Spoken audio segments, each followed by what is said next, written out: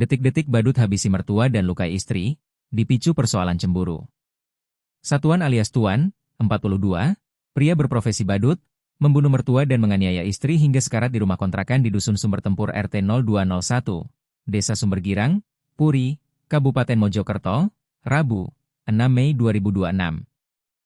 Dalam konferensi pers di Polres Mojokerto, Kamis, 7 Mei 2026, sore, terungkap penganiayaan hingga menyebabkan korban meninggal dan luka berat ini dipicu rasa cemburu yang berlebihan tersangka terhadap istri.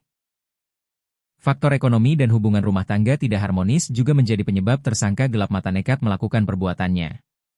Akibat perbuatan tersangka, menyebabkan korban Siti Arofah, 54, meninggal dunia dengan luka tusuk di perut dan sayatan di leher.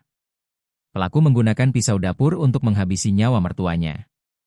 Sementara, sang istri Sri Wahyuni, 35, mengalami luka berat memar di bagian wajah akibat dibenturkan ke tembok dan lantai rumah. Korban kini masih dirawat intensif di RSUD Dr. Wahidin Sudirohusodo, Kota Mojokerto. Kapolres Mojokerto, AKBP Andi Yuda Pranata mengatakan, hasil penyidikan sementara terungkap 3 poin motif tersangka melakukan penganiayaan yang menyebabkan istrinya mengalami luka berat.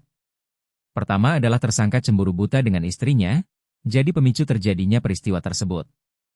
Kedua, tersangka sakit hati dengan istri lantaran tidak bertanggung jawab terhadap keluarga dan mengurus anak. Ketiga, permasalahan ekonomi. Di lingkungan keluarga ini tampaknya ada disparitas ekonomi antara istri dengan suami. Ini menjadi akumulasi yang bersangkutan melakukan tindak pidana, ujar AKBP Andi dalam konferensi pers di Polres Mojokerto, Kamis, 7 Mei 2026.